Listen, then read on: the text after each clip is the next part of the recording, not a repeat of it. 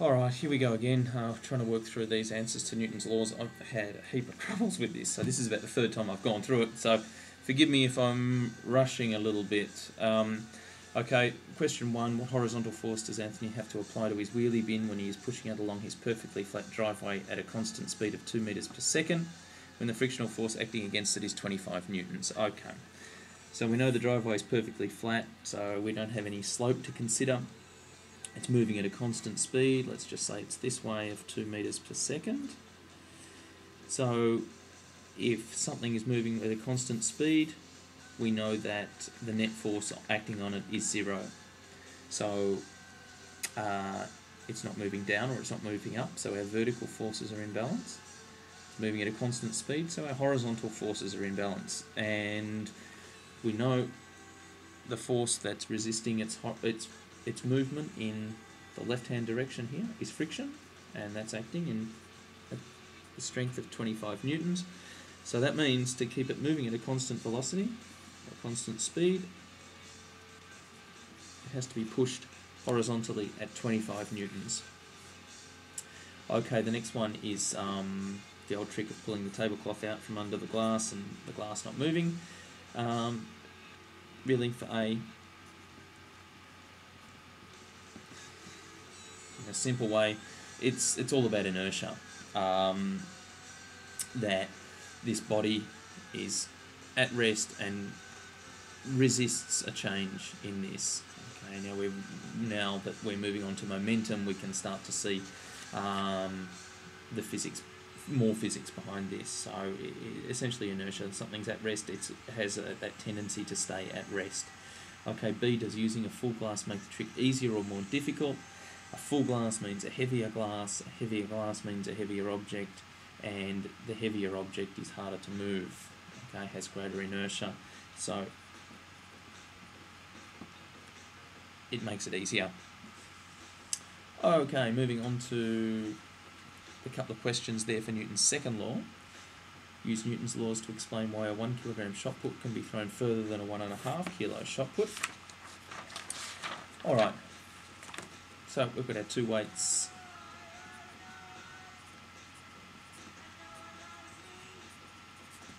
One kilo, 1.5 kilo.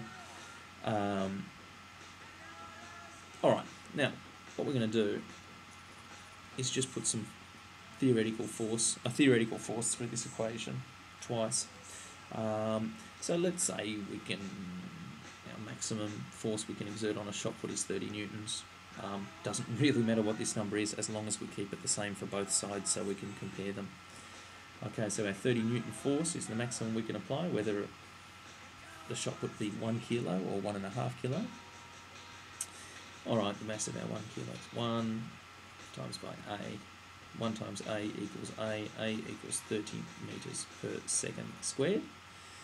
This one, our shot put is 1.5 kilos times by A. We divide both sides by 1.5. A is going to equal 30 divided by 1.5 is 20. So, by putting a theoretical force through the equation twice, just with two different masses in there, you can see that this is the reason why we can throw this 1 kilogram shot put further than a 1.5 kilogram shot put for any given force. That is, we said that this was our maximum force. We can get this lighter shot put moving at 30 metres per second, accelerating at 30 metres per second squared, whereas with the heavier one, 20 metres per second squared is the acceleration. Okay, during a tennis serve, a ball of mass 0.06, let's put in some information here, mass is accelerated to 30 metres per second from rest in just 7 milliseconds. Okay. Now, what did they want us to find out? Calculate the average acceleration of the ball. Alright, our average acceleration is the change in velocity over the change in time. Change in velocity, well, it started off at 0 and ended up at 30, so the change in velocity is 30. Change in time is 7 milliseconds. Now, if you are not sure what a millisecond is, use other millis that you know. Milliliter, for example. How many mils in 1 litre? Well, you know that's 1,000. Okay, so 1,000 mils in a litre. Alternatively, we know millimetre, and we know that there's 100 centimetres in a metre, and there's 10 millimetres in a centimetre, so this way we can also work out that milli means 1,000, milli, 1,000. So this time bit is 7 1,000ths of a second, so that's 0.0 tens, 0 hundreds, 7,000s. Alright, so this is going to turn out to be a fairly big number. 30 divided by 0.007 equals 4286 meters per second squared. Alright, and we can see that this is a huge number, especially for acceleration, but given this is happening over a very, very short time, then it does make sense. It does make sense. Okay, and B, what is the average net force acting on the ball during the serve? Okay, the average net force, Newton's second law, F equals ma. Force is what we're trying to find out. The mass we know, 0.06 kilograms, times by acceleration, which we now know is 4286.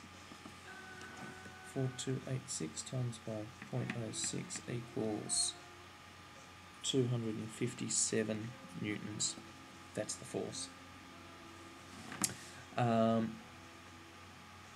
We'll keep going. We will do the next one, which is illustrating the difference between mass and weight. On the surface of the Earth, a geological hammer has a mass of 1.5 kilograms. Mass equals 1.5 kgs. Kilograms is the right unit, so we don't need to change this. Determine its mass and weight on Mars, where G equals 3.63 meters per second squared. Alright, first one, easy. Determine its mass. Well, they've already given us its mass.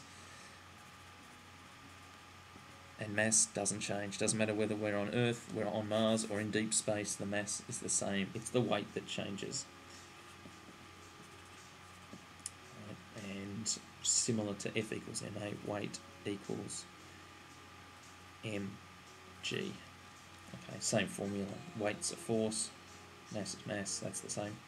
And the acceleration on this object is the force of gravity. So W equals mg. 1.5 times by 3.63, 3.63.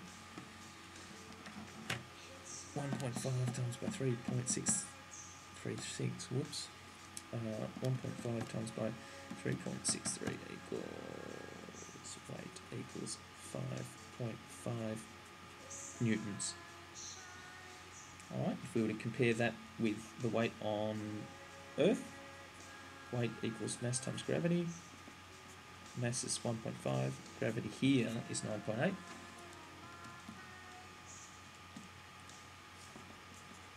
.7 newtons if this was on Earth.